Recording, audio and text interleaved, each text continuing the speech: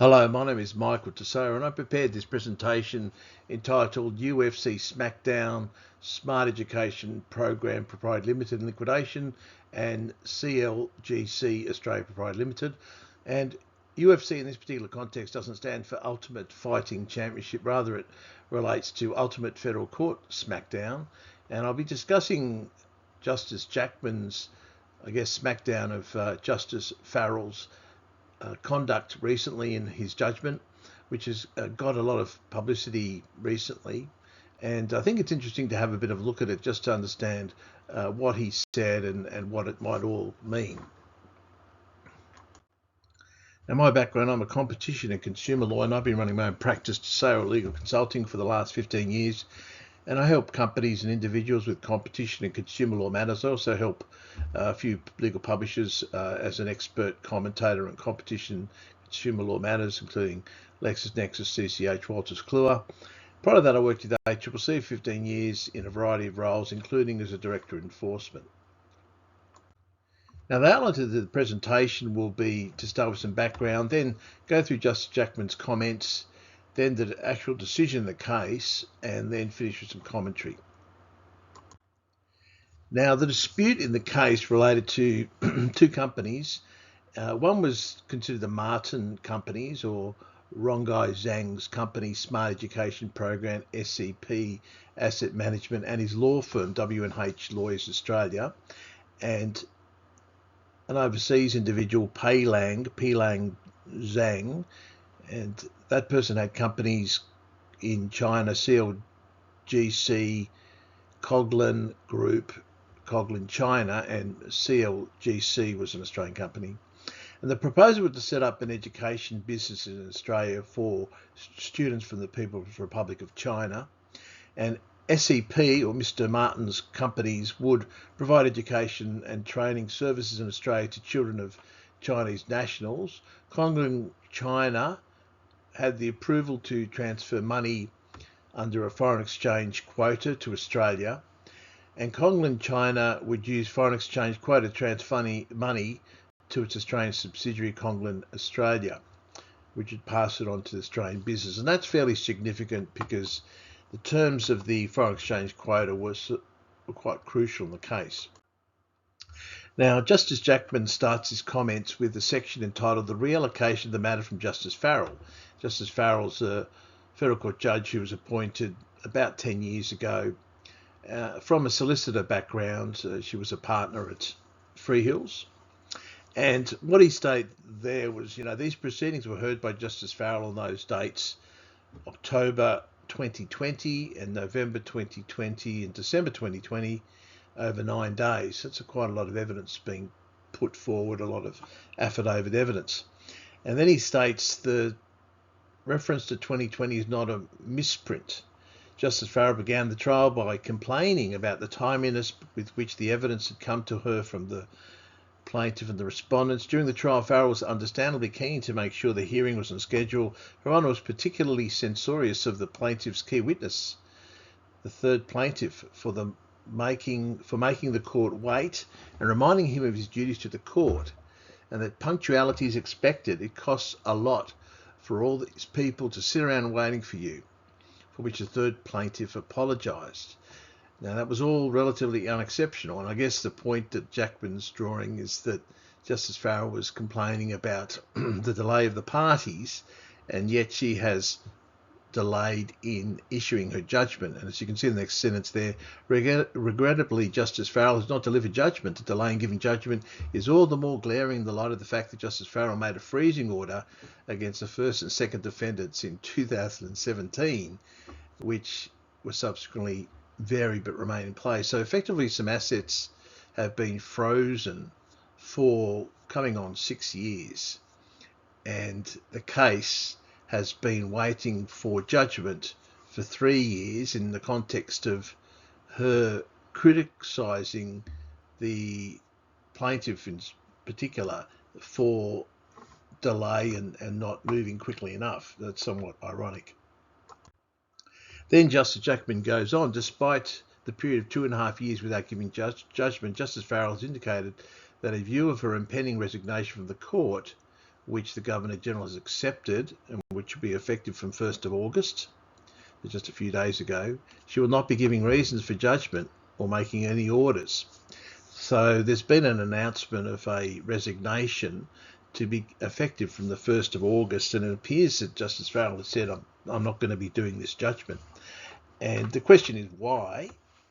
Now, the Chief Justice reallocated the matter to Jackman, and he talks about the level of evidence, 20 affidavits, 10 volumes of documents, 600 pages of transcript. He's read all that, but he hasn't had the benefit, unlike Justice Farrell, of hearing the witnesses in the witness box. And as I said earlier, there was a fair bit of witness evidence provided in the case. So clearly quite unhappy about having been given this case. Having said that, he had to accept it. The Chief Justice asked him whether he wanted to do it. He said yes, so probably shouldn't complain too much. Then he goes on, he says, on the 30th of June 2023, the Chief Justice wrote to the parties to invite them to make an application under Section 10 of the Federal Proceedings Costs Act. It's a very rarely used section.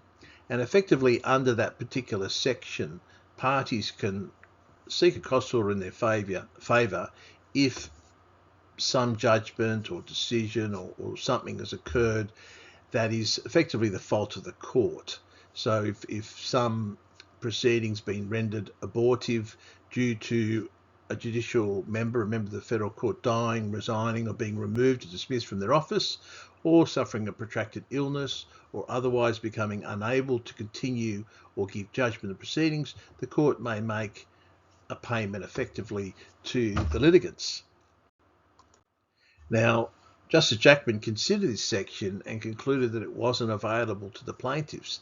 And this is because, as far as he's aware, Justice Farrell has not suffered a protracted illness or otherwise been unable to continue with or give judgment in the proceedings. So even though Justice Farrell resigned, she didn't leave the bench. She's actually still on the job until the 1st of August. She had some time to write this particular judgment. It appears from what Justice Jackman said that she simply refused to write a judgment. So I don't know the reasons for that. Justice Jackman says he's not aware of any medical evidence to the effect that Justice Farrell was unable to issue or write the judgment. He says there's no impediment arose.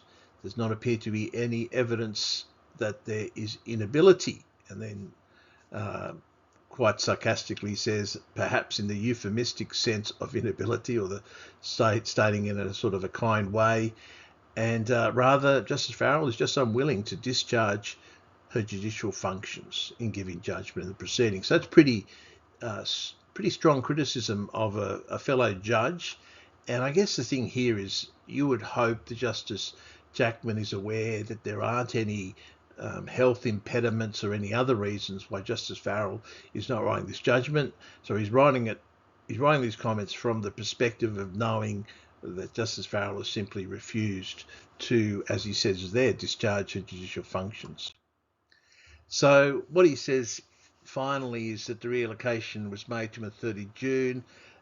He was asked, as you see there, to accept it. He didn't have to accept it, but he did. Then he sought to prepare this judgment as expeditiously as possible, given the delays. And then another bit of sarcasm here. While Justice Farrell is not one to rush to judgment, the evidence does not indicate any acceptable reason why His Honour could not have written judgment by 1st of August, even if Her Honour did not begin the work until the 30th of June. So he's saying this will take you a month to write a judgment. So I think it's important just to have a look at the judgment and see if he's right. And I think he probably is right. It's a very unmeritorious claim. There's a claim and a cross-claim, and none of them have very much merit. And he was able to dispel or dismiss the case fairly quickly. So the first claim was by the plaintiffs, that they claimed there was a breach of contract and submitted that Conglin China would accept investments from parents in China on behalf of SCP, that they would provide a guarantee of commercial value for those investments, that they would remit payments to SEP in Australian dollars for use in this education business, and they would be able to borrow the Chinese company from the investment fund. Now, that was the alleged contract between the two parties, and Justice Jackman looked at that and concluded that the evidence itself fell short of establishing that there was any intention to enter binding legal relations. So effectively the contract wasn't really written in any detail. It was a very vague proposal. So the breach of contract claim could be dismissed very, very simply. Then there was allegation of statutory misleading conduct, and here the plaintiff was alleging that the Coghlan companies had misled them, but the fundamental problem there is, were they carrying on a business in Australia? And as you can see there, the conclusion effectively was that Coghlan China was operating in a way that was much too sporadic, intermittent and transitory to be considered to be carrying on business in Australia. That means they can't be subject to an allegation of statutory misleading conduct. In actual fact, the company got into financial trouble very soon after a few enrolments and went into liquidation. So it didn't actually engage in any real business in Australia. So that pretty well dismisses that allegation immediately. That's dealt with by Jackman very quickly. Having said that, there was a further problem, because when looking at this particular representation, the proposal was to exchange currencies and transfer funds from People's Republic of China to Australia, but that was under a foreign exchange quota, and that clearly stated that it could only lawfully transfer funds for increases in Coghlan Australia's investment capital. And the money could not then be siphoned off to be used for SEP, or the plaintiff's education business. So clearly it was objectively misleading for the Chinese company to represent that it could transfer money to Australia under its foreign exchange quota, and then for that money to be siphoned off to the education business, because that would have been illegal and contrary to the foreign exchange quota conditions. However, the problem with the plaintiff recovering, even though there was objectively misleading, and this putting aside the point that the company was not engaging in business in Australia, the problem was that Martin, the plaintiff, was fully aware of the terms of the quota. He was a solicitor. He was acting as a solicitor on this case. He would have read the foreign exchange quota, and it would have been obvious to him that it did not permit the exchange and transfer of funds to the Australian Coghlan business and then on to the education business. So he can't have had any reliance on the representation, because he knew as a lawyer that it was illegal to engage in that conduct. And then Jackman concludes then, or he asks the question, why then did Martin proceed with the business despite knowing that an important element of the business could not lawfully be performed? Now, fairly negative comments about Martin. In his view, the answer is that Martin was not concerned about the legalities of the exchange of currencies and transfer of funds, provided that, as a matter of fact, that exchange and transfer could be effected. If the exchange and transfer of funds could not be disguised in such a way as to appear to be lawful to any relevant law enforcement agency, then Martin was untroubled. So very negative comments about Mr. Martin, and I think this may result in some further action in relation to Mr. Martin by the various legal professional standards bodies. But here he cannot claim that he relied on the misrepresentations by Coghlan, because he knew that the conduct itself was unlawful. Also made this further negative comment about Martin during reading the transcripts, that Martin's evidence showed him to be a witness who would give whatever evidence was necessary to suit his forensic and commercial purposes at any given time, irrespective of its consistency with other evidence, including his own. So clearly, just even reading the transcripts, Jackman would form the view that Mr. Martin was a very unreliable witness and had very little credit. To my mind, that revealed a witness who would not have been in the least bit troubled by a flaw in the legalities of using the quota for the purpose of the proposed SCP business, provided that unlawfulness was not detected. So very negative views about Martin. Then there was a cross-claim made by the Coghlan companies. They claimed damages for negligent misrepresentation, statutory misleading, deceptive conduct, and to the extent that China Coghlan is obliged to pay any money under the plaintiff's claim relating to guarantees it issued under the counter guarantee, it's effectively not obliged to make those payments. Now, again, the issue turns on reliance here. And as you can see, Justice Jackman concluded that while Pelang trusted Martin's business judgment, and that was the basis of his decision to invest, it could not have possibly relied on what Martin told them about the predictions of student numbers or profitability of the business. And furthermore,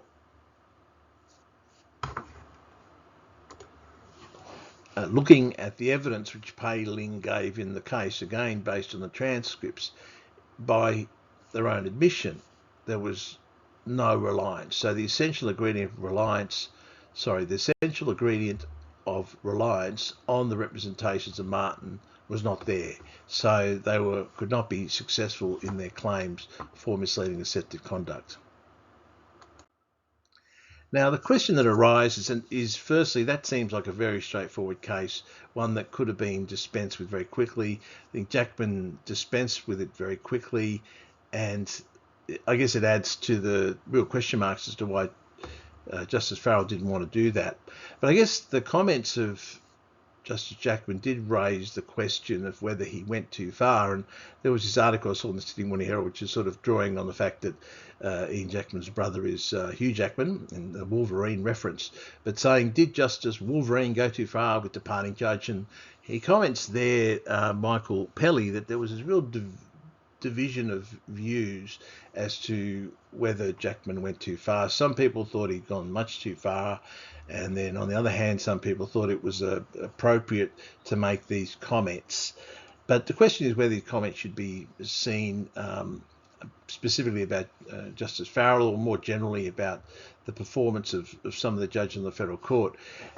The interesting thing about Michael Pelly in the Sydney Morning Herald article was actually noted that there had been some discontent about the fact that Justice Farrell had retired so soon after she'd hit the 10-year requirement. So there's a requirement that in order to qualify for the federal court pension, court judge pension, got to have been at least 10 years, be over 60 years of age, and that's 60% of the current wage of $480,000. So it's quite a lot of money. I guess the other thing that is noted in the article was a view that Justice Farrell had been taking a lot of leave over the last year. I don't know if that's true or not, but it's a claim made in the Sydney Morning Herald article. And the Sydney Morning Herald actually wrote to Chief Justice Mortimer to ask us some questions about this particular issue.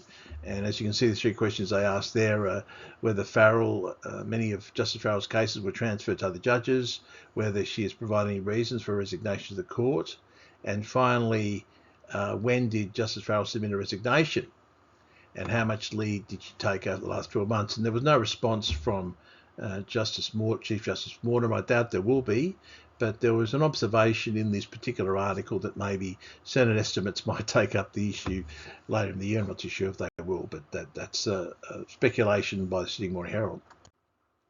So I remember the Sydney Morning Herald ran an article a few years ago, back into, it says a few years ago, just about the performance of the federal court judges. And I guess, as you can see here, they're looking at some of the cases that took a very long time, and then the average days for each judgment. You can see Justice Farrell there, sort of in the middle, 72, so not at the top, not at the bottom. But I guess the main criticism of this particular table is that they're very different cases. You have very complex competition law cases or corporations law cases, and then you have a lot of maybe immigration type cases, so which are generally less complicated. So this is not really considered to be a great measure of performance. Probably a better performance measure might be this review prepared by the Pacific Judicial Strengthening Initiative called the Efficiency Review Kit, and this shows the performance of the federal court on the period from 16 to 20. And as you can see, the number of cases registered, number finalised, it's a very high level of finalisation. So they're doing very well, and I think in 2020 there was a bit of drop-off of cases filed, gave the federal court a good opportunity to catch up on a lot of cases that have been filed. It's obviously due to COVID probably.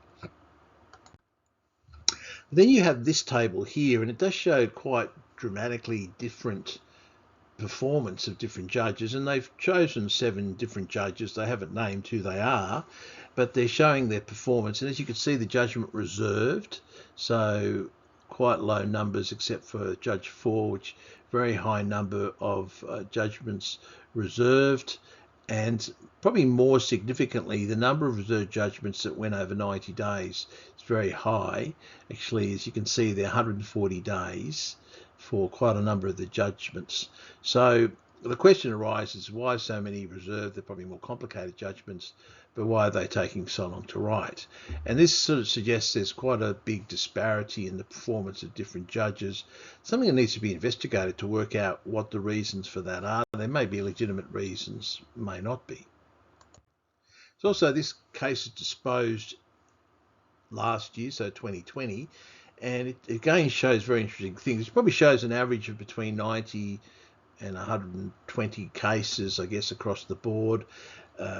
One person's churning through cases, 325. I'd suspect a lot of those are migration, immigration type cases, which are generally less complicated and I think can be dispensed with a lot more quickly. But somebody's, Judge 2 is doing 325 cases a year, which is a lot of cases. But then you've got Judge 4 again, who's only dispensing with 19 cases a year, which is very, very low. And just for my own analysis of the number of cases that Justice Farrell did over the period she was a judge, I had about 33 a year. That's what it seemed to me. But that's not including any full federal court decisions she sat on, which should be included, I guess, in those numbers.